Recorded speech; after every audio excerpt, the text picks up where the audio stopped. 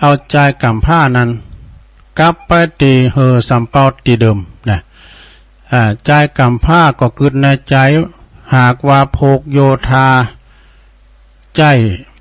เฮาเป่าทางปากเฮาก็จักเสียทีโดเฮาก็จักเสียทีเฮาควรที่จะเอาจะพายลุ่มนะคือมันจะพายลุ่มใจกำผ้านั้นก็เลยเป่าไปกะซ้ำเป้าตึง500 ลำนะปรากฏว่าเป็นติอัศจรรย์อย่างยิ่งนี่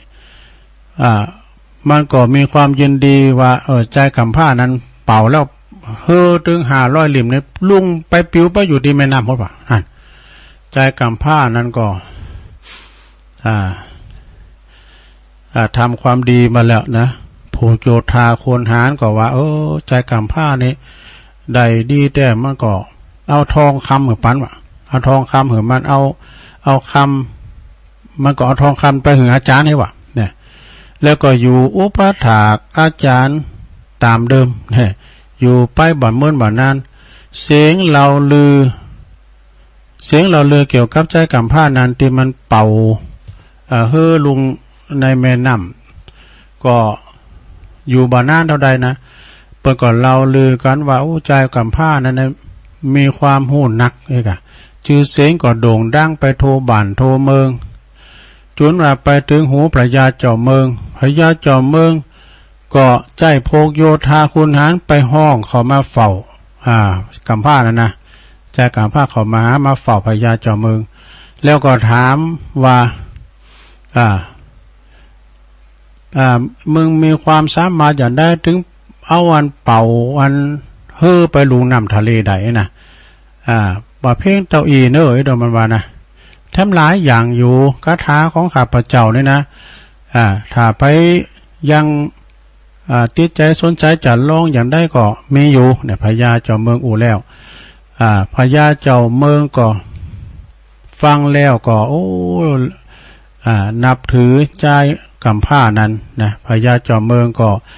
จัตหาโยธานำเอาเข่าของสัมปติมาหือใจกำผ้านั้นใจกำผ้านั้นก็เลยเป็นคุณลำคุณรวยมาพอมาคนต่างหลายก็มาปูชากันมาไหวมาสากันว่าอันนี้เป็นใจนี่เป็นผู้ที่มีบุญแต่นะนับตั้งแต่นั้นมาหมู่บ้านที่ว่าใจปีมใจน้องใจมิตรเกี่ยวสหายข้ามบัจใจสหายบัจใจปู่ป่าลุงเอาหมู่ลูกหลานทั้งหลายนะกดทางก็ป้ากันมาหาใจตุกตะนะเนี่ยยามเมื่อมีเงินมีคำเนี่ยมีปีมีน้องมีป่าลุงเอาเวลามีเงินมีคำก็อันนั้นก็ป่าอันนั้นก็ลุงแล้วกะมาหากันเป็นอย่างนี้เนาะโดยเหตุนี้ถ้าเฮาบ่มีเข้าของเงินทองเขาก็ว่าบัจใจปีใจน้องเนี่ยบัจใจมิตรบัจใจสหายแล้วก็บัจใจลูกบัจใจหลานเนี่ยถ้าเฮามีเงินมีทองเขาก็ว่าปิ้นมิตรปิ้นสหายปิ้นลูกปิ้นหลานเขาบัจใจอันนี้ปิ้นสัจธรรมที่ว่าคุณเฮาปูจ้าโดยเงินโดยทองเนี่ยจบลงไปซะได้บ่ปฏิปต่อซะได้นะตุลุงได้เลบมาซะครับนะก็ยับมาแล้วเพราะว่าตุลุงได้ต้องเลบไปก่อนนะอันนี้ก็เป็นนิทานธรรมเด้อคุณกำผ้าปัญญาดีเนี่ยประมาณนะตุกตะปัญญาดีเรียกว่าเป็นผู้ที่ไปหามไปเฮนเอาสตั้งอาจารย์ไปเนี่ยอันนี้เสียหายไปเฮนได้ดิบได้ดีเพราะว่าไปเฮนแล้วก็ได้พยาปัญญามาขนาดคุณโยธาเป็นหมื่นเป็นพันก็ยังจักเลยเฟิงไว้อันนี้เป่ากำเดียวเนี่ยปรากฏว่าไปลุงน้ำทะเลป่ะเนาะอันดับแรกเนี่ยตุลุงก็จะได้ตักตังลายกันเนาะคุณแม่จงดีเชื้อกันทาฟังอยู่ตั้งเมืองฝางคุณเด้อนะขอบคุณโดยโยมแม่ชีจินพานีอู่ทองเนาะตักมาตังลายแม่ทองคำพรหมมินแม่แตงบนเด้อตักมาตังลายนะแม่ครูเกษณีก็ฟังจากคืน4 เนาะสัญญาณ สันดานบ่มีเจ้าอัน104ได้ยินเด้อยงยุทธมณีวันนมัสการฟังอยู่ได้บ่อแห้วลำปางโอ้ขอบคุณเด้อคุณแม่การดาศรีเนตรฟังชัดเจนฝนตกฝนตกด้วยเนอะทางผ่านปุ่นในเมืองนะชมลมสกายแล้วคุณแม่เดินเพนทิมหว่างด้วยนะน้องหานนำบ่อลงแล้วก็โยมยุพินหอมาลาปีน้อยจากแม่โยกเนาะกลางเวียงเชียงใหม่น่ะสารกลางฟังอยู่เนอโยมศรีวิไลกลับไฟสาฟังอยู่เจ้า อันนี้ก็ตักตังลายไปเนาะเอาละตอนนี้ไปจะเปลี่ยนบรรยากาศชงแลกันเนอสระญาติโยมทั้งหลายตุลุงก็จะลองบาจะเปิดสายสักหน่อยเนาะนะอันวันพุกนี้ก็จะเตะทำอันนี้เนอะเตะทำมันวันเกิดแต่เจ้าในปีน้องแม่หลวงอุไรอินตะแก้วนะแม่หลวงอุไรอินตะแก้วนี่เป็นอยู่ปุ่นอยู่บ้านป่าตึ้งนะบ้านกลางตรงป่าตึ้งห้วยทรายอันสังกำแป้งเปิดมาทำบุญเนาะพวกจะเตะทำวันเกิดเปิ้นเจริญปอน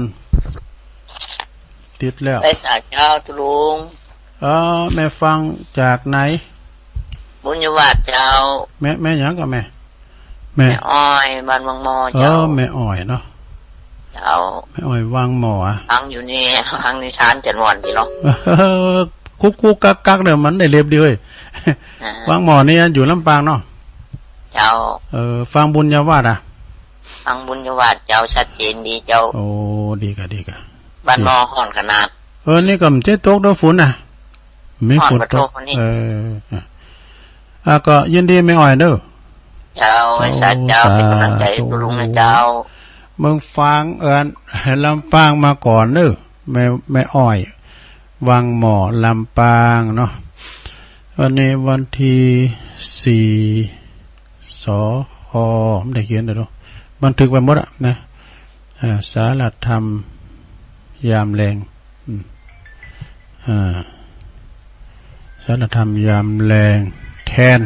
วงเล็บแทนเจริญปอนพระเจ้าแม่โทรจากที่ไหนจังมาได้ไหมแม่น้อยตาโทกเนาะจ้าแม่น้อยเนาะจ้าโทกทำจัดมอนนั่นนี่ท่าน่ะแม่น้อยฟังบุญยวาดเนาะเจ้าบุญยวาดดีกันชัดเจนดีเนาะเจ้าเป็นกำลังใจเด้อขอบคุณแม่น้อยเด้อเจ้าสาธุเด้อเจ้าแม่น้อยเนี่ยเพิ่นก็ฟังตลอดกูต้นกูองนะเมืองฟังมาเดลำปางแซงมาละ2 ลายเจริญปอนอันนี้โปรเกตครับโอ้โปรเกตที่ยะนะโปรเกตก็ให้หน้าให้ตาเนี่ยก็มันวัดในสบายมาละบำบัดก่อนบางคนมาขยับไปว่ะอันอยู่เจ็บขาตัวเข่าก็แข็งแล้วมักกะยอนเนาะครับก็อันครับมันเป็นลุงตู่ถึงเมื่อวานเมื่อเจ้าเมื่อแรงฟังหมดเด้อขอบคุณหลายๆเนี่ยโปรเกตเด้อครับ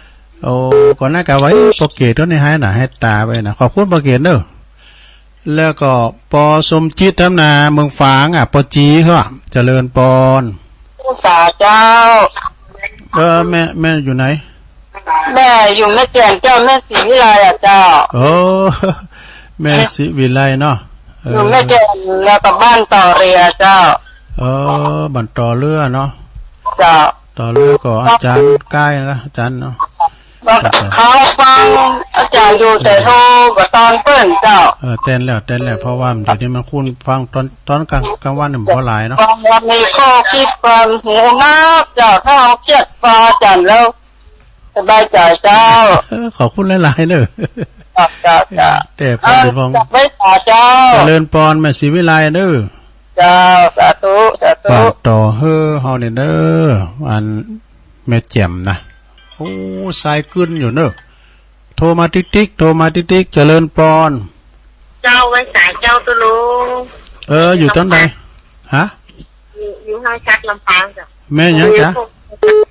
แม่พิสมัยเจ้าแม่พิสมัยอ่ะเนาะเจ้าแม่ปงยางโคกเนาะปงยางโคกแต่ก็ม่วนเนาะตุลุงเนาะกระเดียวมันจะกุดเบอร์เนี่ยเราติดไลน์ของตุลุงเนาะอันเนี้ยกะปงยางโคกลำปางฟังบุญญาวาสเนาะแม่เจ้าบุญญาวาสเจ้าขอบคุณแม่พิสมัยเด้อเจ้าเป็นนางใจในเจ้าสา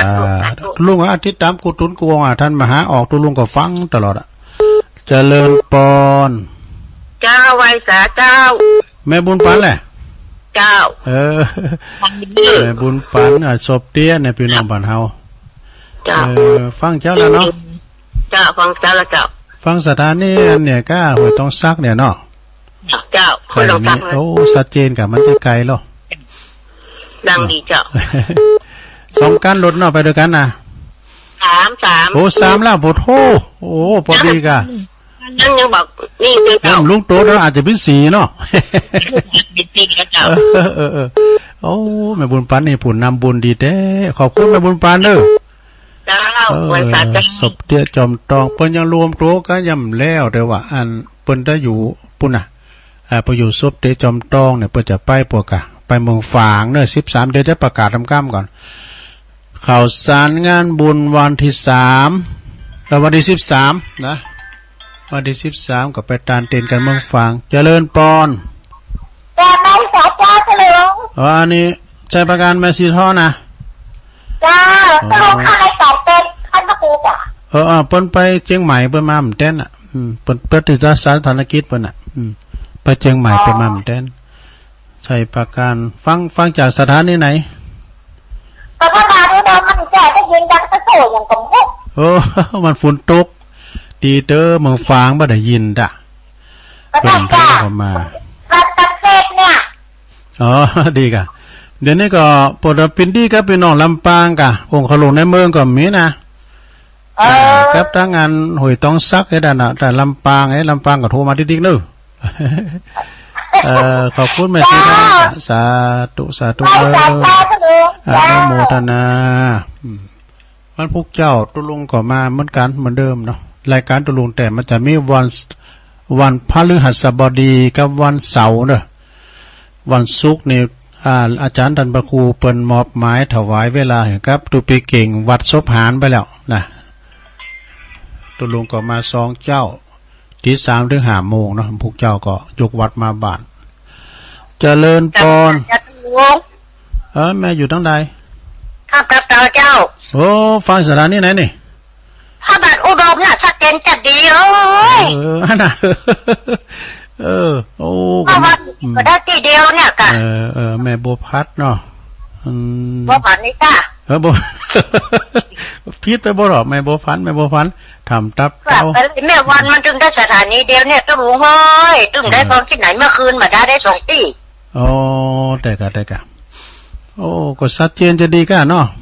เจ้าชัดเจนจะดีเจ้าใส่ติ้นอีกาโตบน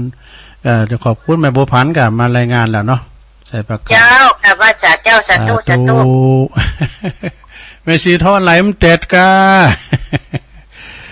089955650ก็โทรก็เข้ามาเด้อก็การหล่อเต้นนี่ก็คงจะแล้วก็ไปตอนนี้ไปก็เฮาก็มาการต้านเต้นเนาะแล้วประกาศทำกรรมวันที่26เด้อ26 สิงหาเด้อไปกินไปตาเนี่ยท่านมหาประจะขืนเฮินใหม่นะพี่น้องลำปางไก่หิมตันใดก็ดีเด้อไปจุ่มกินจุ่มตาลไปจะไปโฮมกินโฮมตาลไปลมเป็นคือเปิ้นสร้างเปิ้นบูรณะกุฏิเปิ้นนะเสียงแสนปลายนะสาราที่วัดคิริบันพศเนาะเปิ้นก็จะประจำภาษาอยู่ขนาดถึงวันนี้เปิ้นก็นอนตามเต้นตามยังไปก่อนนี่นะเฮือนเปิ้นแล้วเปิ้นจะขึ้นกุฏิเปิ้นจะทำบุญกุฏิเปิ้นในวันที่26นะ26 สิงหาเพิ่นจะไปเปิดห้องตาลเพิ่นจะไปรวมตาลผ่าป่ากับอาจารย์มหาก็เจอเพราะว่าอาจารย์มหาสมชาติชาตปัญโยเนี่ยโอ้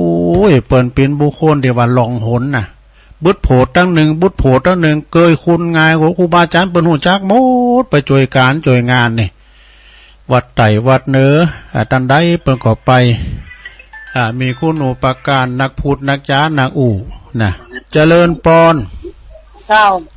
แม่อยู่ตั้งใด โอ้จักหำล่ะ เจริญพรแม่อยู่ดีมีสุขเนอะพระเจนเนี่ยเนาะ แม่มารีวันกัน อ๋อแม่มาลีวันเครือโยเนาะอันนั้นใจพี่เคาะงาน พี่เคาะงานกับเจ้า อันนั้นพี่น้องเพิ่นเนาะ น้อง เคาะงานโยมเจและพีพันธ์นะเป็นนอกเนาะ บ้านค่ายอยู่ย่าไปกะเจ้าก็จะไปอยู่แล้วเจ้าบ้านค่ายเนาะ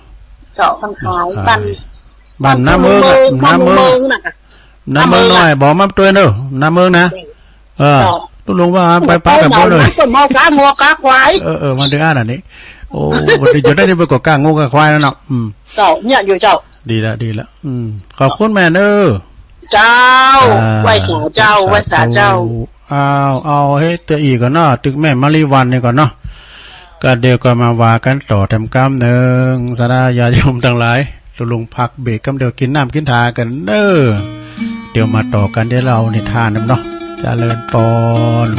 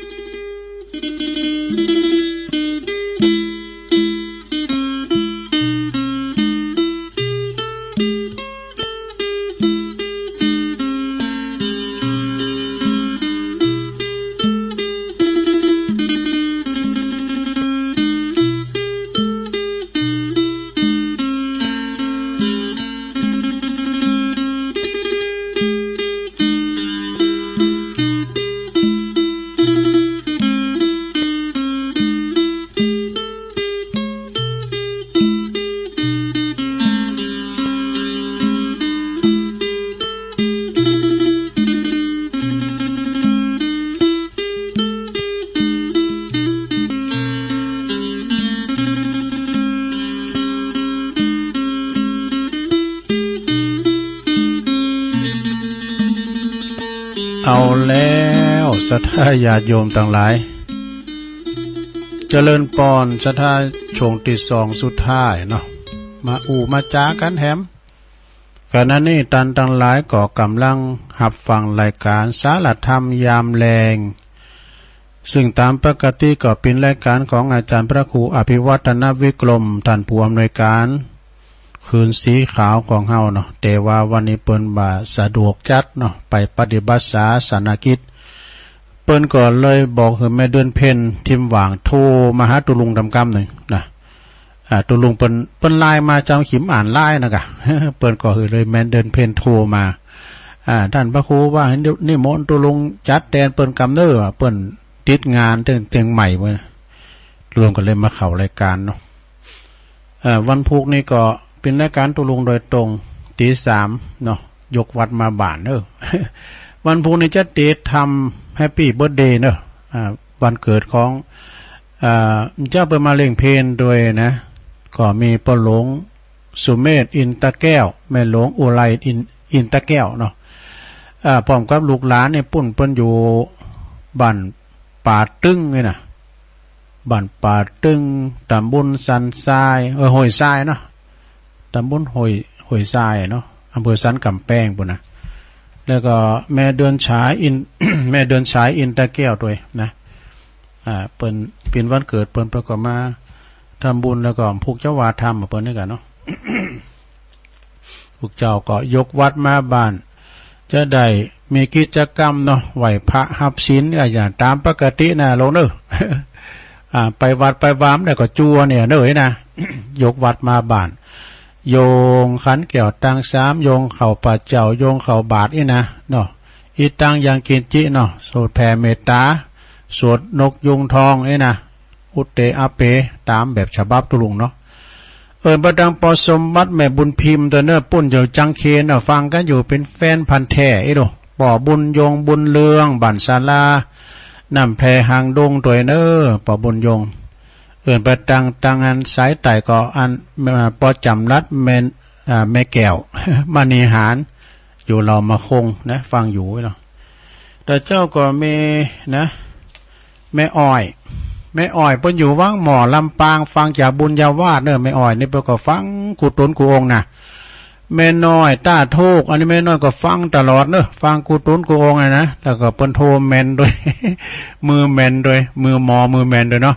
ปอเกตที่ย่าในมุนนะแกเนอดีใจที่ปอเกตโทรมาเนี่ยปอเกตเนอมักกะยอนนะแม่วางปอเกตนี่ก็ฟังตลอดนะเปิ้นโทรได้ว่าแม่ศิวิไลบ้านต่อเฮ้อเนี่ยแม่แจ่มเนี่ยก็ฟังอยู่อันนี้เป็นตัวแทนเป็นน้องแม่แจ่มมาละแม่พิสมัยบ้านปางยางครกลำปางฟังจากบุญญาวาสเด้อแม่บุญปันศพเตี้ยโลมโลดแล้วได้3 กันละ3 กันปลายดีพิธคืน4 กันนะ จะไปตานเตนวันที่13ตุลุงเขาไปก่อนเนี่ยไปนอนคืนนึงนะไปนอนบนวัดห้วยงูในบ่นะแล้วก็แม่ศรีทรหนองบัวไซปราการแม่บัวผันแล้วก็ว่าเป็นแม่บัวพัด แม่บัวผันทำตับเต้าเด้อดังกับบ่ดังจะได้ทศเจนเดียไอ้น่ะเอาขอบคุณแม่บัวพันเด้อรายงานผลการรับฟังแม่มาริวันพิเคราะห์งานอันนี้อยู่บ้านคายเนอะบ้านคายนอกคายในก็หน้าเมืองน้อย ยะถาธงเนาะเอาแล้วสดาญาโยมต่อนนี้ไปเอาขอคิดมาวาก่อนเนาะสดาขอคิดสังจ้าของโยมสุมาลีใจตาเนี่ยโอ้ขอทาเนอะอันนี้เป็นอันขอคิดตั้งธรรมก็ลองฟังผลสดาเนอะเอาอันนี้มาไว้ก่อน มันวาลกรรมเนี่ยแต่มันขอความดีเนอะของสุมาลีใจตาเนี่ยนะ เปิ้นก็บอกว่าวันเดือนปีมันโว้ย1ชีวิตเฮานี่ก็แสนที่จะสั่นจนสนุกกับความเป็นหนุ่มเป็นสาวเต้นอย่างต่อได้เฮ้อความชราภาพก็มาปรากฏแล้ว วันเดือนปีมันโว้ยเนาะศรัทธาญาติโยมทั้งหลายชีวิตที่ผ่านมาเร็วผ่านไปเร็วแต่คุณเฮาก็ฮู้โตจ้าดังนั้นจงหัดทนุถนอมนะลงเนอะ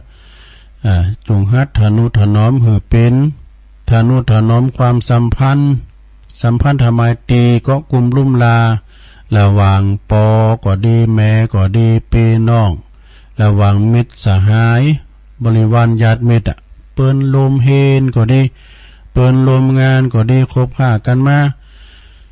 ได้ลมลบกันมาบุญสินต่างของชีวิตตัวกันเพราะว่าเมื่อเฉียดไหลผ่านกันไปกำเดียวโอ้ก็อาจจะบ่มีวันที่ได้ปะกันแหมก็มีนะสถาเนาะเปิ้นลมลุนเปิ้นลมงานกันเนี่ยแล้วก็เพื่อว่าเฮาอายุ20 ปีเนาะโอ้20 ปีนี่ยังหนุ่มยังแน่นอยู่เนาะยังไปจะไปเสาะหับจ่างกาหำเฮนกาอีน่ะเนาะสมัยเมื่อก่อนตุลุงเขาบอก20 ปีนี่ต้องหับจ่างกันนี่เนาะบกเด่นสินโต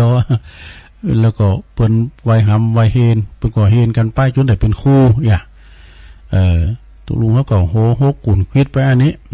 หับจ่างอ่างบายไปเลี้ยงควายไป หลังจากอายุเขา30 ปีเลย30 ปีไปแล้วเอาแล้วเมื่อจะกลางวันก็ตามกลางคืนก็ตามอดหลับอดนอนเป็นหยังเสาะเบหาเงินสร้างชีวิตสร้างเนื้อสร้างโตเนาะ30 ปีนี่นะสร้างฐานะสร้างครอบครัวสร้างเนื้อสร้างโตพอว่าวัยถึงอายุ40 ปีวิริยะฐานะจะสูงหรือว่าจะต่ำว่าจะเป็นเรื่องสำคัญอย่างสักอย่างเด้อเห็นอาจจะบ่สูงนะแต่จะได้หาเงินหนักกว่าคนที่เปิ้นเห็นสูงกว่ามีนะอันนี้จังบ่แน่หลังจากอายุ50 ปี 50 ปีเนี่ยมันเกิน100แล้วเนาะซะนะถ้าเป็นตะวันก็เตงบ่ได้เนาะ เตงวันบ่ได้จะสวยหรือจะขี้เหร่มากดก่อนก็ตามตอนนี้หน้าตาของเฮานี่ก็จะเริ่มหันรอยเหี่ยวย่นแก่ไปนะปอกันแต่ว่าคุณเฮาที่เปิ้นทนุถนอมโตเนาะเฮาพอซ้ำเตอก็ยังปีกับนอกเจ้าเตอก็ยังปอกับลูกเปิ้นใจใส่โตเก่าดีนะเนาะเปิ้นใจใส่เปิ้นใส่ใจสุขภาพเนาะเปิ้นกินหยังดิ่มคนกินนี่กะนะพอว่าหลังอายุ60 ปีไปแล้วล่ะ เคยที่เฮาเคยมียศถาบรรดาศักดิ์เท่าเทียมจะเป็นคู่ก็ดีเป็นตำรวจทหารนายพลนายพัน60 ปีหลังจากนั้นจะยศสูงจะได้ก็ตามยศต่ำจะได้ก็ตามเท่าเทียมกันหมดเพราะว่าเกษียณมาแล้วเนาะเกษียณอายุราชการมาแล้วต้องอยู่ต้องลงจากตำแหน่งของเฮานี่โธ่แต่ก่อนนี่ยามเมื่อเฮามีอำนาจวาสนานี่อยู่ดำรงตำแหน่งนี่โหขึ้นได้นิ่มแห่งกันแล้วและไอ้นั่นรถป้อมมิตรจอดในคุ้มในโหยน่ะลองกะอันนี้เป็นเรียกว่าโลกกระทำ โลกอยู่กับธรรมน่ะมันมีเจริญแล้วก็มันก็จะไม่เสริมไปเป็นธรรมดาโลกกระทำ8มันเป็นของกูกันลองครับมียศถาบรรดาศักดิ์มีอำนาจวาสนาเอาก็จะเป็นคุณเฒ่าธรรมดาเนี่ยเป็นตำนานไปอายุ70 ปีเนาะสะดาจะอยู่บ้านใหญ่บ้านน้อยบ้านหลังเล็กเท่าใดก็ตามเนอะก็พอจะเดินก็บักของเนอะของโตลุกก็โอยนางก็โอยแล้ว70 ปีนี่นะเนาะแต่บางคนก็แข็งแรงนะ70 ปีนี่บ่ตัวแข็งแรงหรือตัวลุงก็มีนะ ลูกหมอหรือตัวลุงก็มีนะบางคนใน40 50ไม่ลงเตียวเป็นบะเลอะเบอะบะไปอย่างเป็ดเทศก็มีนะแต่เตียวใดก็ดีอยู่นะเพราะมันเตียวใดมันของก็เป็นยากอยตะกอยเต่าไปแล้วก็จะเดินก็ลุก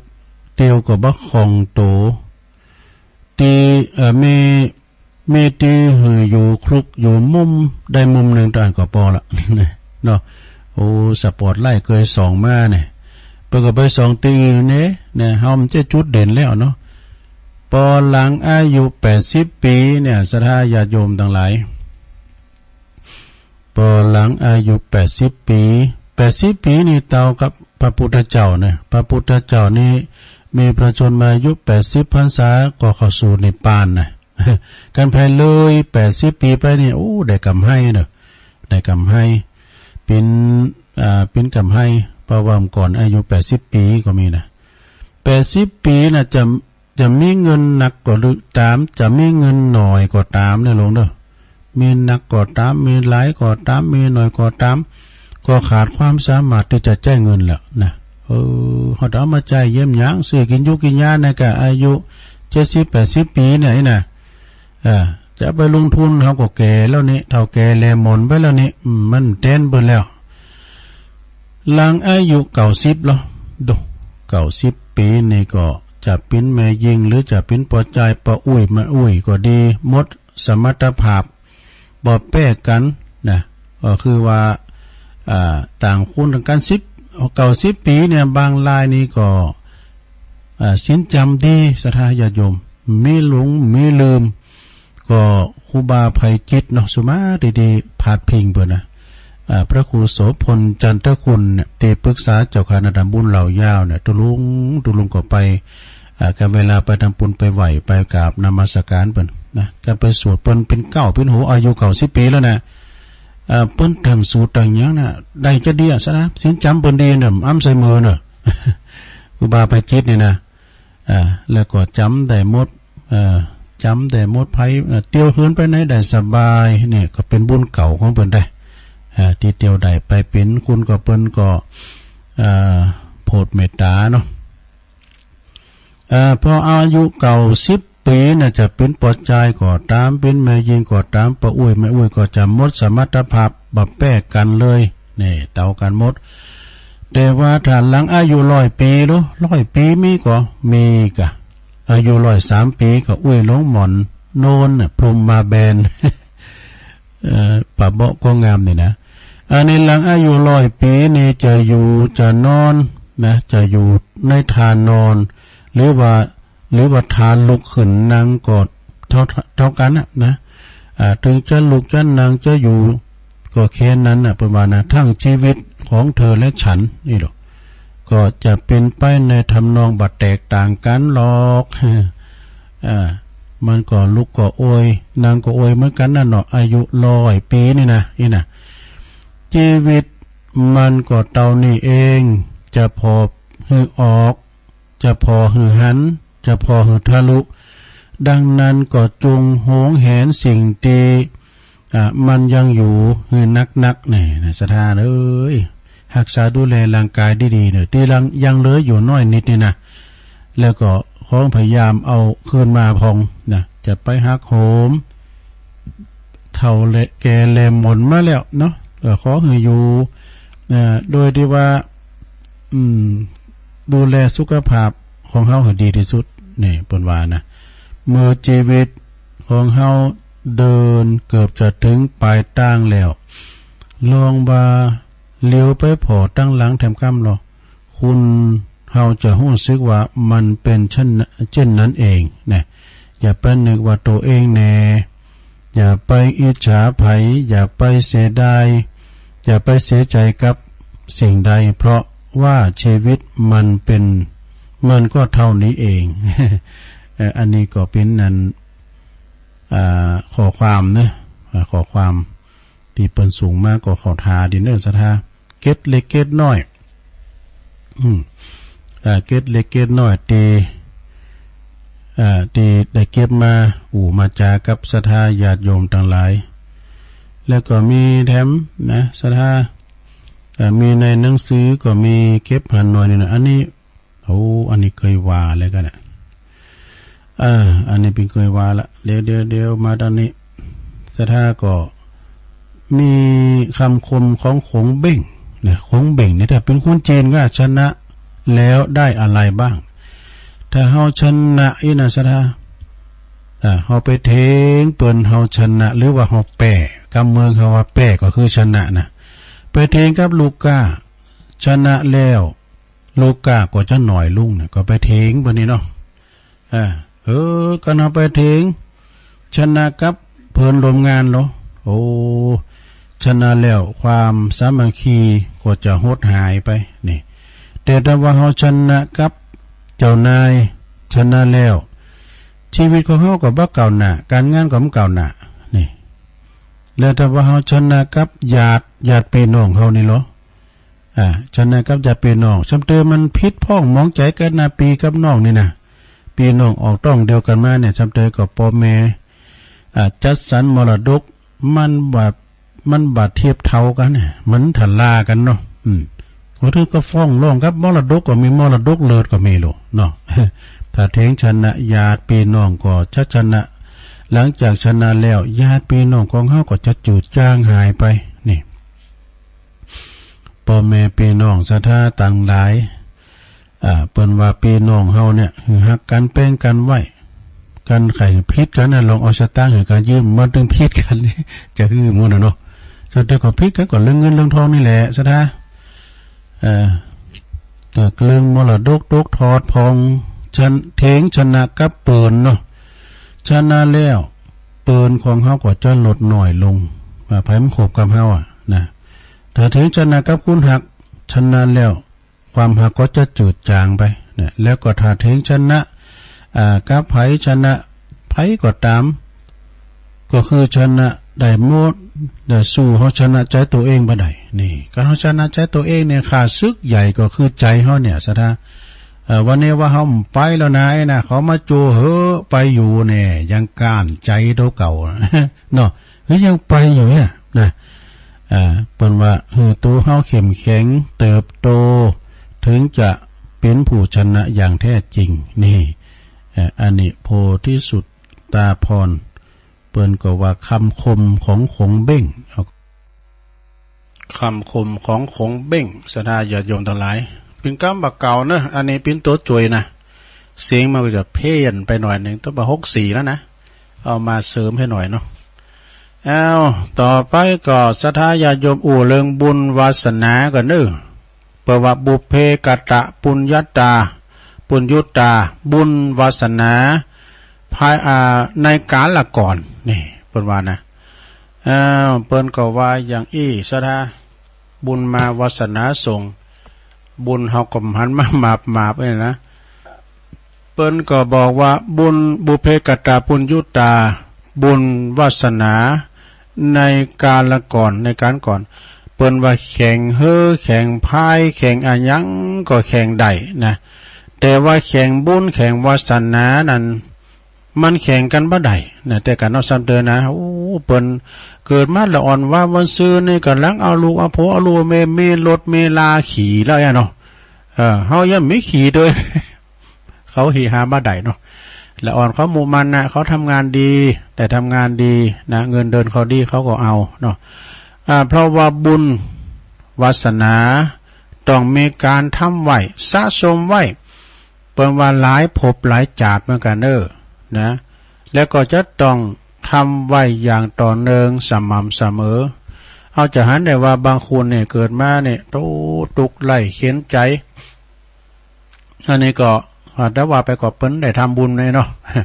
แต่บางคนมาก็เกิดมาก็บดโตออกต้องแม่มันละโลกมาเนี่ยเป็นโลกเป็นปุ่มใสไตเหลืองนี่นะเนาะบางคนก็เกิดมาในสมบุกสมบันทำการทำงานดีจาดเนบุญนะเพราะว่าจาดเนบุญวาสนาน้อยนะจึงคอ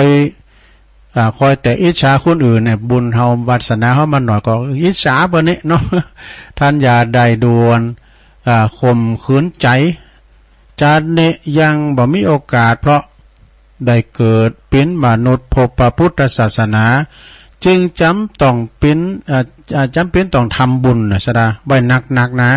ทำบ่อยมีน้อยทำน้อยบ่หันเพราะว่าบ่หันตันตาบ่หันตันตาเป็นอย่างแต่ว่ามันอุ่นใจไว้นะบ่หันตันตาก่อนเป็นอย่างแต่ว่ามันอุ่นใจไว้ได้ทำบุญเลยนะสุขใจไว้อิ่มเอิบใจไว้ก่อนจึงจงหมั่นใจในผลบุญผลกุศลที่ตนทำไว้นะเพราะวันหนึ่งที่มันมาถึงแล้วนี่นะสดาเฮาก็จะได้มีบุญวาสนาแข่งกับเขาได้พง จบลงไปซะละอันนี้นะเรื่องบุญเรื่องวาสนาเนี่ยมันแข่งกันบ่ได้แข่งแข่งพายกันในแข่งได้แต่แข่งบุญวาสนาเนี่ยมันบุญไผบุญมันนะเนาะ อย่างคนที่ถูกหวยรางวัลเนี่ยนะสดาถูกเลขถูกหวยนะบุญได้ๆด้วยอ่ะบ่จะต่อเนาะบาทเนาะต่อ60 บาทอ่ะเนาะ เนาะอันนี้คำหนึ่งกัจฉาประชาดกนี่เต่าบินไดโอ้มันพิจารณาเต่าบินไดนะพินิทานเด้อ นาเชตวันวิหารเด้อพระพุทธเจ้าตรัสชาดกเรื่องนี้เปอสอนภิกษุเรื่องการระวังกำอู่กำจานี่โดยยกเอาเรื่องพระโกกาลิกะตายเพราะพูดบ่ฮู้กาลเทศะบ่ความว่าในอดีตนี่ก็มีเต่าตัวหนึ่งเนอะเต่านี่มันเป็นสัตว์บกแต่เป็นว่าสัตว์ครึ่งบกครึ่งน้ำมันก็อยู่ได้บกมันก็อยู่ได้เต่านี่มันต้องโกมาครบ เวลามาจะครบมันจะหดตีนเขาออกมันมาก็เยอะแยะมาบ่ได้นะเต่านี่มันเป็นสมัยดึกดำบรรพ์เป็นเต่าล้านปีในอดีตก็มีเต่าตัวหนึ่งอู่จาก็บ่ฮู้จักยุดจักหย่อนอู่หนักเลยกันเนาะบ่ฮู้จักยุดจักหย่อนสักเท่าใดเด้อบ่ฮู้เวลากาละในตอนไหนโกนอู่ในตอนไหนบ่โกนอู่ไปติ๊กอ่ะนะ มาอยู่หันวันหนึ่งเด้อมีอยู่หันวันหนึ่งเต่าต้นนี้ก็ต้องการข้ามแม่น้ำนี่ไปฝั่งก้ำหน้าพุ่นนะจะอย่าฮือไปมันก็ไกลอยู่เหมือนกันนี่นะหง2 ตัวจึงว่าเอาดีกว่าเอาจะหับอาสาเนี่ยจะหับอาสาจะเอาเต่าข้ามไปฝากหลายปุ่นนะนี่นะโดยเอากาบใหม่มาตอนหนึ่งหงก็กาบ2 หัวหางคือเต่ากาบกลางว่ะแล้วก็ทำสัญญากันเกิดในขณะที่บินอยู่บนอากาศนะจะไปปากห้ามพูดว่ะจะไปปากเต่าเนี่ยเต่าก็สัญญาข้าจะบับปากเลยนะหลังจากนั้นหง2 ตัวก็กาบ2 หัวหางเก่ากาบกลางบินไปสู่บนอากาศ บินไปสู่บนอากาศนะแล้วก็ในขณะอยู่บนอากาศมันก็นิ่มจะเดียปลาโคตรวานละอ่อนเล่งโง่เล่งควายเอื่นขึ้นไปว่าควักจี้หงหามเต่าอ่ะมันว่าหงหามเต่าไงนะแล้วก็ เต่าตัวนี้มันขี่อู่ขี่ปากอยู่แล้วเนาะเราเอาโมนี่อย่างได้น่ะมีตาเสเปล่าแต่หามีแววไม่เอาดูหาว่าหงหามเต่าหงหามเต่าความจริงเต่าหาหงนะ มันอย่าไปย้องตัวเนาะความจริงเต่าหาหงนะเนี่ยบ่ได้จะต้องแถลงข่าวตั้งอาการ ปลาก็บรปลาก็ลุดจากต้นไม้ก็ลอยละลิ้วปิวละล่องตกลงมาเนี่ยซะนะตกมาก็ปลากฏว่ากระดองเฮตีหนึ่งเต่าเฮตีหนึ่งเนี่ยพระเจ้าพรหมทัตผู้ครองเมืองปาราณสีก็เหมือนกันว่านะมีนิสัยอย่างเต่าบ่เปิดโอกาสเลยเปิดอู่สักอย่างวะนะการเวลาได้อู่แล้วก็มาดึงมีไผแซงพญาเจ้าเมืองปาราณสีนะพระองค์ก็สงสัยนะพญาเจ้าเมืองก็สงสัยว่าเต่าตกมาตายจากฟ้ามันเป็นอย่างไรฮะน่ะจึงห้องเสนาอามาตย์มาสอบถามอามาตย์พิจารณาเหตุการณ์จุนได้ทีจุนทวนทีแล้วเราพญาเจ้าเมืองฟังพญาพรหมทัตฟังเนาะแล้วก็ใจเลืองเต่าเนี่ยที่ตกจากฟากฟ้าสอนพระราชาเต่านะก็มันอูนักแล้วไหนเนาะมันตายพอปากไว้ โอ้พระราชาก็หู้ซึกโตว่ะนะหู้ซึกโตพระราชาก็จึงสังวรกับอู่พระปากนักตั้งแต่หันมาจนอยู่ปกติจบลงไปซะนะรายการละต่อมาเต่านั่นก็คือพระโกกาลิกะนี่ที่มันอูนักหงนั่นก็คือโตของพระอานนท์ในการพระยาโมคคัลลานะในการบัดนี่แหละแล้วก็พระสารีบุตรพระราชาคือพระอานนท์เนี่ยแล้วก็ส่วนอามาตย์นั่นก็คือองค์พระตถาคตข้อคิดนิทานเรื่องนี้เปิ้นก็บอกไว้ว่าผู้มีปัญญายอมรู้ว่าเวลาไหนควรพูดไม่ควรพูดจบลงไปซะนะ อันนี้เป็นเรียกว่าเต่าบินได้เรื่องนี้นะเต่าบินได้จบลงไปตอนนี้ไปก็ศรัทธาญาติโยมทั้งหลายก็จะเล่าเรื่องในธรรมกรรมนึงนะยังไม่ได้ประกาศข่าวสารงานบุญเด้อเนอะโยมเดียวกันเนอะไปโทรมาเด้อฮัลโหลฮะตัวลุงออกรายการยังไม่แก้วกะเจ้าตัวลุงออกรายการฮะมันจะออกรายการกะย่ำเปิดวิทยุฟังฟังต้องสักเดี๋ยวว่าเปิดโต๊ะที่เขาจะตีนี่อากาศอยู่กะอากาศเราเนี่ยฮะการนี่มาตูมาเนาะบ่ใจอันนี้มาเตียนเปิ้นแต่กับมาเตียนท่านพระครูอภิวัฒนาวิกรมเปิ้นเป็นติสาสนกิจมาเตียนเปิ้นไปนี่กรมบ่มาจ้ะเปิ้นติดงานเลยเนาะเปิ้นติดงานติดงานมาแต่เป็นว่าจะมาเตียนโตแต่มาพูดแต่เนาะแค่อุดตัวเนี่ยก็เป็นยาอุ่นหน่อยลองเปิดคิ้วก่อนเนอะจานี่เปิดไปยั่วเนอะไม่แก้วเนอะจิ๊ดทำมันน่าจะฟันจบมันเนอะอันไหนจะทำนี่ส่งเข้าปันสารนะเหรอแล้วมาส่งต่อเนาะส่งต่อทางกับนี้บางคนกู้บางสาเดี๋ยวพวกเจ้าก็ฟังดำเนอะว่าการมันจันนี่นะพวกเจ้าก็ฟังดีละเอาไว้โทรมาพูดเนาะเจริญปอนไม่แก้วเนอะสาธุไปเกี่ยวหวยละว่าเปิ้นดำโทรมาว่าออกรายการว่าก็ไม่ออกสถาตอนนี้ไปก็ตุลุงจะประกาศข่าวสารงานบุญก่อนเด้อก็เนื่องโดยพระสงฆ์นักเผยแผ่ธรรมะเนาะคณะศรัทธากลุ่มคืนสีขาวและบัจจัยสีขาวสีหลากสีก็ตามนะเจิญโลมสืบสารประเพณีส่งเสริมพระพุทธศาสนาถวายเต้นวสาเนอะในเขตอำเภอฝางเก่าวัดโดยกันณที่วัดพระบาทอุดมตำบลเวงอำเภอฝางจังหวัดเชียงใหม่เจิญโลมทำบุญเดินทางพร้อมเพรียงการไปวันที่13 สิงหาคมเนอะ2566กำหนดการนะก็คือไปโลมโตกันนะ เวลา5 โมงครึ่งนี้ก็ต้องรวมตัวกันที่ปั๊มปตทแม่ริมแยกสะเมิงเด้อไปถึงหันก่อนนะดีแล้วนะบ่จะแจกบัตรแจกเบอร์นะแจกเบอร์รถเบอร์1เบอร์2เบอร์3นี่กันนะปั๊มนี่เป็นปั๊มใหญ่ดูทางจอดรถนะเวลา6 โมงครึ่งนี่ก็จุดรวมทุกคณะที่ปากตางปางกว่างที่แม่แตงบนหน้าค่ายตำรวจตระเวนชายแดนสมเด็จพระนเรศวรมหาราชอำเภอแม่แตงจังหวัดเชียงใหม่แล้วก็เวลา9 โมงจุดแรกที่จะถวายเตียนวัดโสพนารามวงเล็บบ้านห้วยงูในอำเภอฝางนะตุเจ้าเปิ้นจะไปฉันเพลที่หันฉันเจ้าสุมาเด้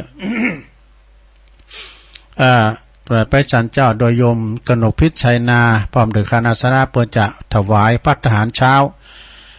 เวลา10 โมงครึ่งนะก็จะมีการถวายเตียนพรรษา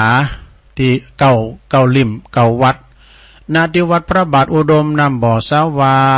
วัดต่างๆ9 วัดดังต่อไปนี้ก็รวมไป10 วัดนะถึงวัดห้วยงูในเนาะสะดาแปลงซองว่า10 ซอง1วัดพระบาทอุดม2วัดเสาหิน3วัดเทพอำนวย4วัดสุวรรณารามม่อนปิ่น5วัดปัณณารามต้นหนุน6วัดศรีมงคลตำบลสันทราย7วัดชัยเกษมต้นซ่าน8วัดศรีมหาโพธิ์พระธาตุม่อนปิ่นแล้วก็9วัดปางปอยไม่อามเขาวัดปางปอยพี่น้องไตไม่สุงค่าวัดเวียงหวายก็มาปนันมองเขาพอมองเขาเวลา9 วัดก็เวลา10 โมง11 โมงนะก็ถวายภัตตาหารเพลรับประทานอาหารกันที่วัดพระบาทอุดมเสร็จเรียบร้อยก็เตงวันก็ศรัทธาญาติโยมก็กินข้าวกินน้ำกันแบบโรงทานเนาะที่วัดพระบาทอุดมแล้วก็เตงกึ่งนี่ก็หมายความว่าเรียบร้อยละแยกย้ายกันไปพระจะไปแอวต่อก็ได้พระจะไปแอวที่ไหนก็ได้ที่แอวเป็นเบลเลอร์นะ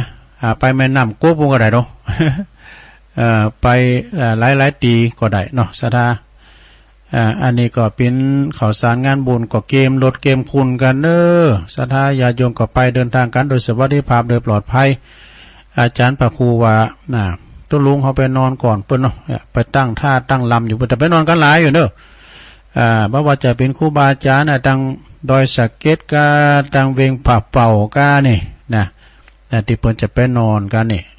ท่านอาจารย์หนุ่มตุปีหนุ่มเขาตุปีตะวันเขาเนี่ยเปิ้นก็จะไปนอนหรอโพสต์แพ้วดังตุปีตะวันนัทชาวรยาโนตุปีวันใหม่เขาเนี่ยก็จะไปนอนหมดพร้อมกับนั้นก็พระอาจารย์เน้นหลักก็ได้ไปนอนอยู่สดาเจเขานี่นะจะไปนอนอยู่แล้วก็ตุปีมหาสมชาติชาตปัญโยเนี่ยปรากฏจะไปนอนเนาะสดาก็ไปลมคิดลมตาลกันที่วัดที่เมืองฝางเนาะเกมรถเกมเลอกันเกมรถเกมลากันเกมคูณกันเอาซุปหมากเพื่อโดยลงจะไปกินในรถไปเอามาซุปหมากเนี่ยกำบักเก่าโบราณเนี่ยมันมีหลายอย่างสีเศษว่ายาว่าหมากว่าปูนว่าปูพี่ไต้แม่ไปเกี่ยวหมากดูลุงนึงแต่ไปซื้อสีเศษก็ไอ้เนี่ยซื้อสีเศษซื้อเนี่ยไปซื้อก็เกมยุกเกมยาไปเกมแมทไปตัวลงจะไปประมาทกาจะไปตกโควิดมาอยู่กับเฮาอยู่นะจะไปประมาทแล้วไผจะไปหาปิ้นเจ้าภาพแปลงซ่องไปอยู่10 ซองแล้วลงเนาะ10 ซอง10 วัดนะแล้วไผจะไปรวมบริจาคไฮฮอมเปิ้นบูรณะปฏิสังขรณ์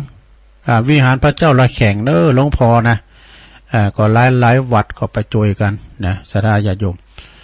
อันนี้งานเนาะศรัทธาขอเชิญรวมทำบุญผู้ใจบุญมีใจกุศลทั้งหลายแต่รับปิดเจ้าภาพรับเปิดเป็นบริจาคเครื่องสิ่งของต่างๆเนาะ1เปิดนำไปช่วยเหลือผู้ประสบภัยจากการสู้รบแล้วก็คนยากจนผู้มีผู้ต้องการนะก็แล้วก็เปิดอบรมนักเรียนตัวนะอันนี้ก็พระอาจารย์อารุณโชติปัญโยนะวัดโสพนารามแม่ริม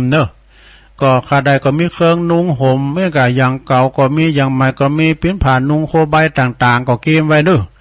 สองเครื่องใจไฟฟ้าจะปิ้นหยังอันเก่าแล้วก็ดีมาอาคำข้าวดีก็เอามาตุปีเป็นแปลงจางเครื่องใจไฟฟ้าปิ้นพัดลมก้ามสังกัดต่างๆนี่นะแล้วก็สามเครื่องใจมือสั่งเครื่องมือการใจทุกอย่างนะสี่พระเพทก็เครื่องใจเกษตรนั้นต่างๆนะยาสามัญประจำบ้านก็ดีรักษาโรคต่างๆของเด็กลิ่นละอ่อนเนี่ยบนดอยเบอร์ไข่ลิ่นกันนี่นะตุ๊กตาเก่าก้ารถดำรถแมคโครเก่าเนี่ยคือเพิ่นได้นะแล้วก็ช่วยเหลือผู้ป่วยพิการด้วยนะสะดาเนาะโอ้ช่วยกันเด้อแต่ภายมีข้าวของอย่างต่างๆก็เอาไปห้อมได้นะข้าวสารอาหารแห้งก็ดีเนอะของตีระลึกต่างๆเอาไปสนใจก็ไปบริจาคได้หรือว่าสอบถามรายละเอียดได้ที่พระอาจารย์อรุณโชติปัญโยวัดโสพนารามตำบลดอนแก้วอำเภอแม่ริมจังหวัดเชียงใหม่เบอร์โทรศัพท์ตัวปีเบอร์เนอะจดไว้081 026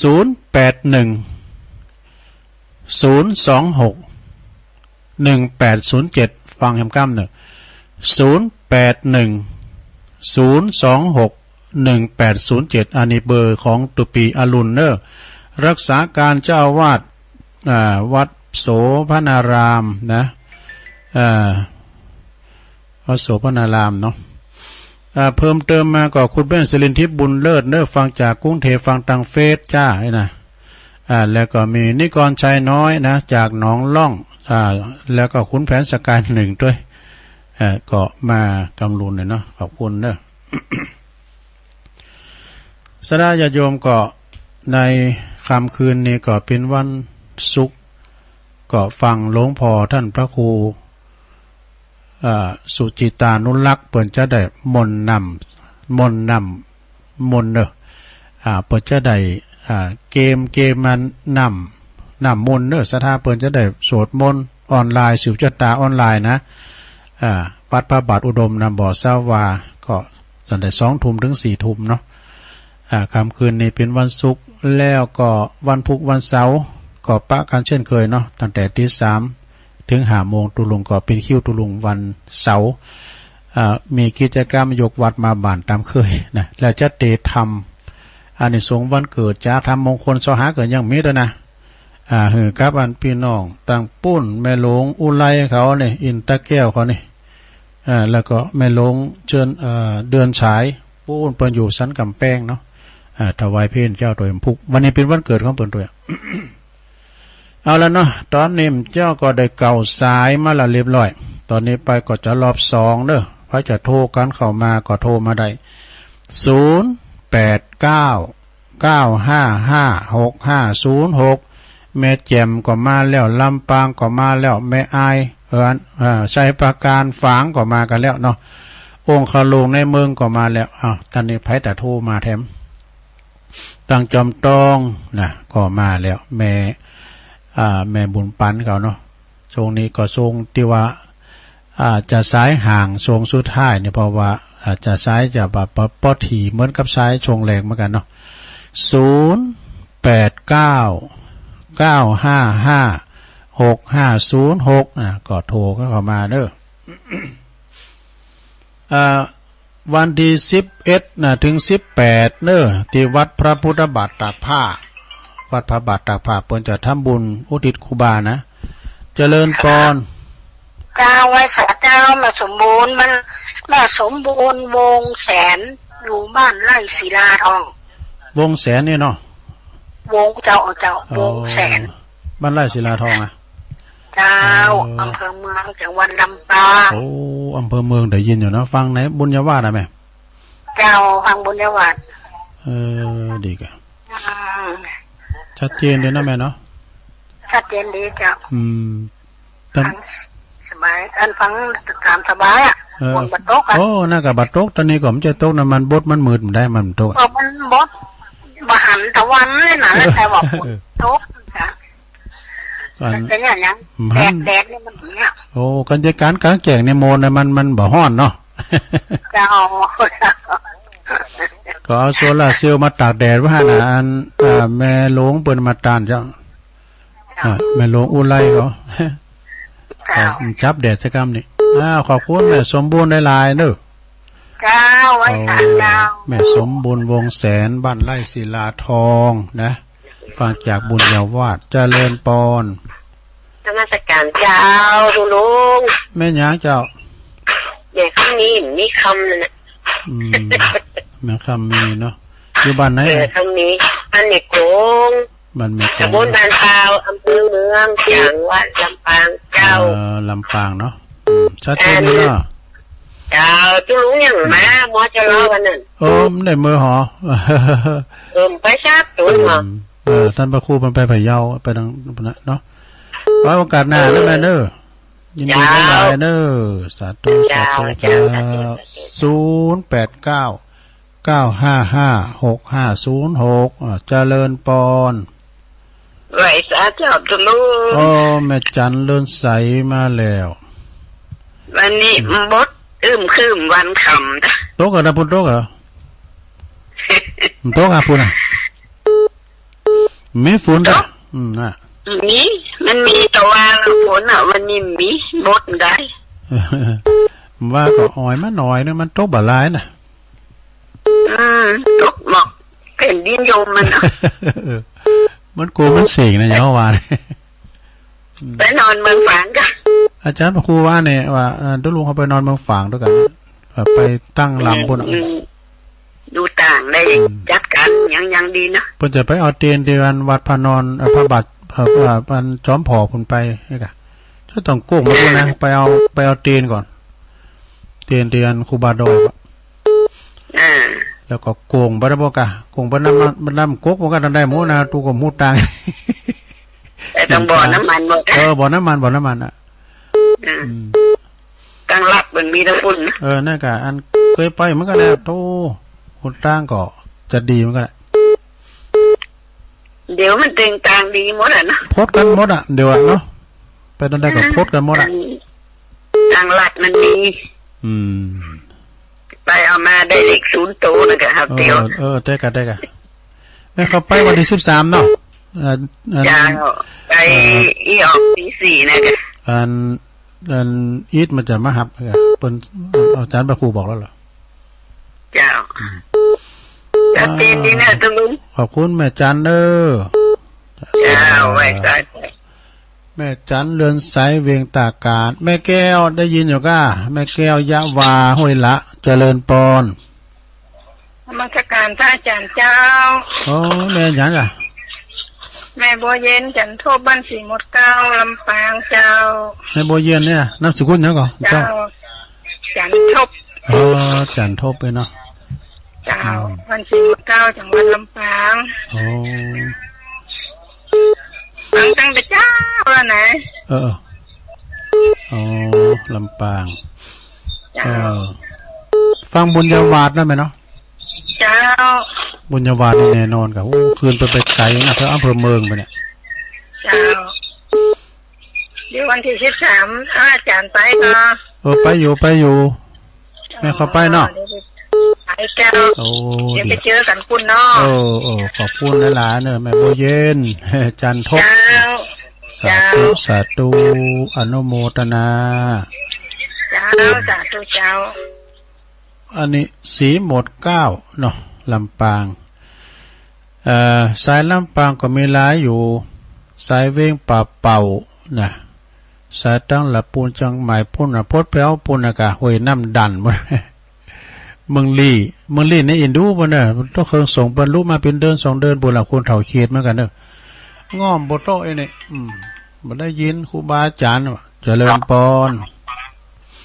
รีบกอบรีบก้อยรีบถอดรีบพายตลอดแต่ว่าสายบอจะเน่านมัสการเจ้าทุโลแม่จันโสมณีจักแบ่งเอาผลไปว่ามาฟื้นทุกวันของวันค่ำเที่ยวยาก็หล่นไปหล่นมาแหละเพราะวันที่13เดี๋ยวไปขอเจอมันซะหน่อยเอาไปนักๆเลยเจ็บบอกคือทางอาจารย์นั้นแบ่งให้ดีๆกันจะไปให้ได้หามเปิดเนาะยินดีหลายเจ้าฟังอยู่เน้อแม่อายเจ้าน้ำมันแกมเจ้าแม่อายมาแล้วนะ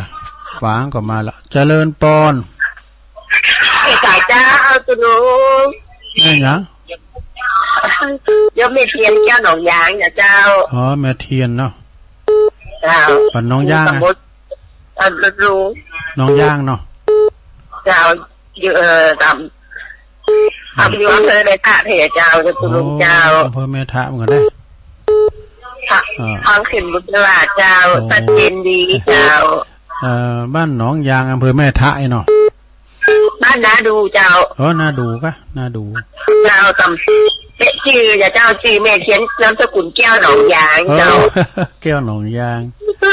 เอาจือเป็นมาติดบาทเนาะแก้วหนองยางเจ้า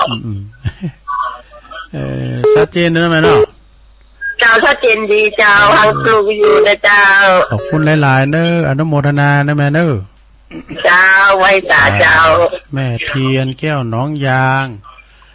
บ้านนาดูนะอำเภอแม่ทะลำปาง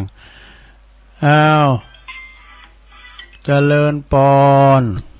รักษาเจ้าที่ลุงโอ้แม่เพนนะเจ้าแม่เพนชัดเจนเด้อท่านอันที่ลุงเด้อคนสู้ชีวิตมาละเจ้าเป็นรักษาที่ลุงเด้อโอ้ชัดเจนเจริญปอนนะแม่เจ้าไว้สาธุ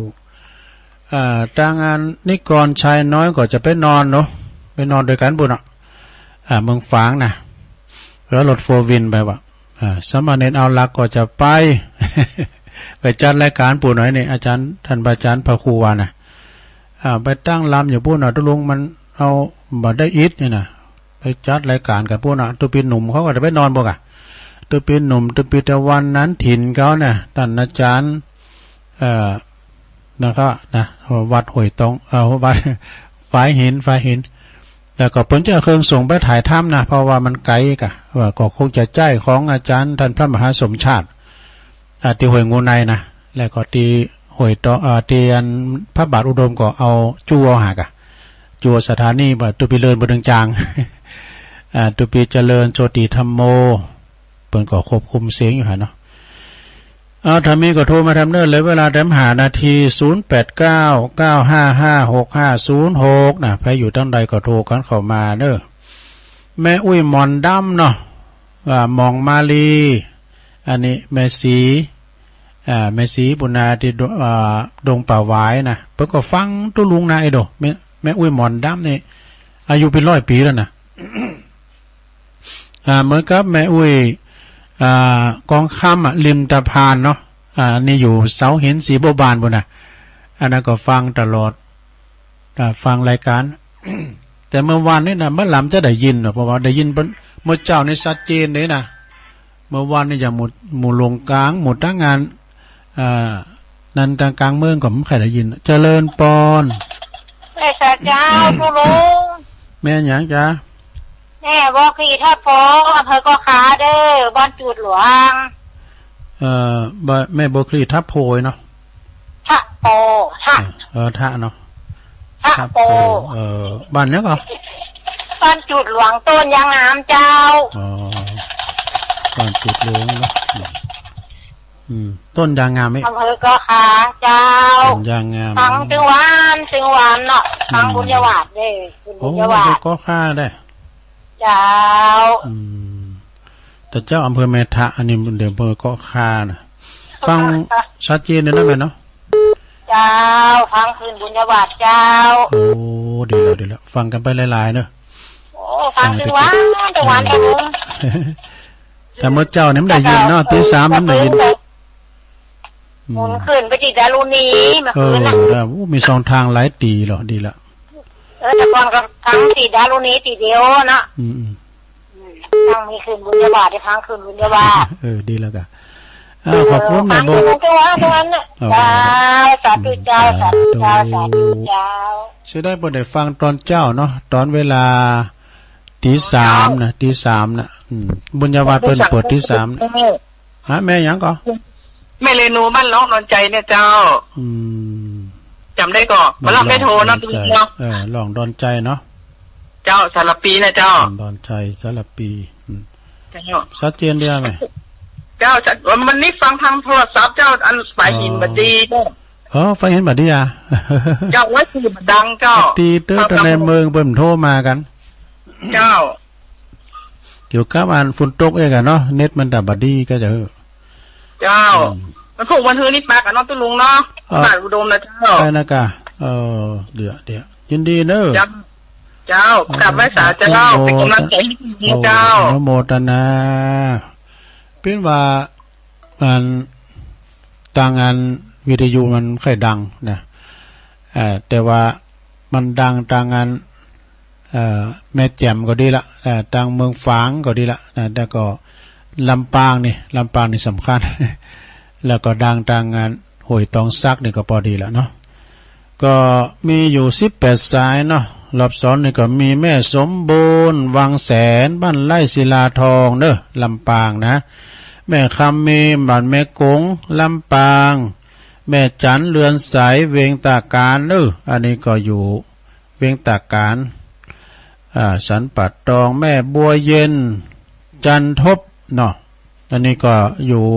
สีหมด9ลำปางนะฟังอยู่แม่จันสมมณีจักอันนี้อยู่ปุ้นหลังกาดแม่สาวแม่อายบุนะ แม่เทียนบ้านนาดูนะและนามสกุลเปิ้นแก้วหนองยาง แก้วหนองยางนะแล้วก็อำเภอแม่ทะบุเนอ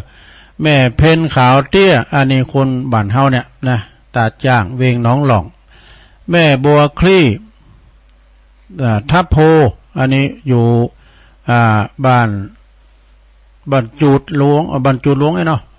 ต้นยางงามเนาะต้นยางงามอำเภอแม่ทะอำเภอก่อคานะสมมาเด้อแม่เลนูอันนี้บัดร้องดอนใจสลับปีเนาะได้อยู่18สายก็พอดีแล้วเนาะเอาแล้วสนาญาโยมมาตุกมาแตนเปิ้นก็ผิดพลาดประกันได้สุมาอภัยมาณโอกาสที่นี้โดยเด้อรายการของเปิ้นให้คุณฟังหลายแต่ตุลุงมาแตนเปิ้นก็พอให้พอดีก็รายการไผรายการเปิ้นอันนี้ได้มาแตนเปิ้นก็ประคับประคองคือสถาได้ยินได้ฟังกันวันนี้ตุลุงก็จะต้องนำรายการจากลาสถาไปก่อนเด้อขอให้ทาราญาติโยมอยู่ดีมีสุขอายุมั่นขวัญยืนมีโชคมีใจเหมือนกันจุผู้จุคนเด้อจัตตาโลธรรมาวัฏันติอายุวันโนสุขังปะลัง